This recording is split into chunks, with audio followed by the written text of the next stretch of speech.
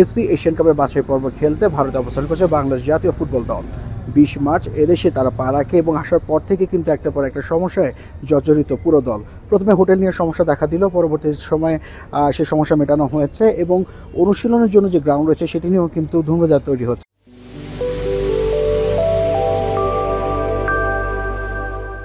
অর্থাৎ বাংলাদেশের ম্যাচ যেটি রয়েছে ভারতের বিপক্ষে 25 মার্চ জওহরলাল নেহরু স্টেডিয়ামে, তো সেইখানে অনুশীলনের জন্য কোচ কিন্তু একটা দাবি তুলেছিলেন শুক্রবারে যখন তিনি অনুশীলন করান। কেননা শুক্রবারে যে জায়গায় তাদেরকে অনুশীলন করানো হয়েছিল সেটি মাঠটা একেবারে ভালো ছিল না, শক্ত ফিল্ড ছিল এবং ইনজুরিতে পড়ার আশঙ্কা ছিল। তো হেভিয়ার ক্যাব্রের কিন্তু তিনি দাবি করেছেন একটি ভালো মাঠে তিনি অনুশীলন করতে যাচ্ছেন, ইঙ্গিত করেছিলেন জওহরলাল নেহরু স্টেডিয়ামটিকে, বাট সেই জায়গায় কিন্তু আসলে তার কথাটা রাখা হয়নি। জওহরলাল নেহরু স্টেডিয়ামের ফ্লাইট লাইন চলেছে ঠিকই, তবে সেটা ভারতের জন্য। ভারত স্বাগতিকের যে তকমাটা আছে, যেহেতু হোম ম্যাচ হচ্ছে ভারতে, তো সেই স্বাগতিকের পুরো সুবিধাটা তারা নিয়েছে, তারা সেখানে অনুশীলন করছে এবং বাংলাদেশ দলের জন্য অনুশীলনের জন্য জায়গা রাখা হয়েছে এই স্টেডিয়ামের ঠিক পাশে আরেকটি অ্যাস্ট্রোটার্ফ স্টেডিয়াম রয়েছে সেই জায়গাটায়।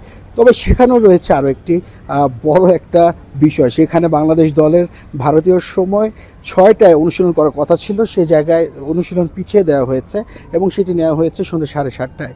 1.5 ঘন্টা পেছানো হয়েছে এই সময়টাতে।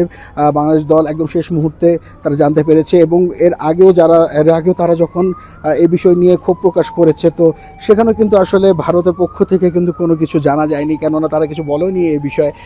বাংলাদেশ কিন্তু চাইছিল যে কোথায় অনুশীলনটা হবে বা কখন হবে সেটা যদি আগে থেকে তাদেরকে জানানো যায়, আর সেটা কিন্তু তাদের জন্য বেশ ভালো হয়। কেননা একটা ম্যাচে যখন পরিকল্পনা থাকে কোচের এবং অবশ্যই সেটা ভারতের মতন দলের সাথে, সেই জায়গায় কিন্তু অনেক কিছুতে পিছিয়ে থাকতে এবং সন্ধ্যে 6টায় যেখানে তাদের অনুশীলন করার কথা ছিল সেখানে 1.5 ঘন্টা পিছিয়ে নেওয়া হয়েছে, আর সেখানেও কিন্তু একটা ঘাটতি কিন্তু অবশ্যই দেখা দেবে।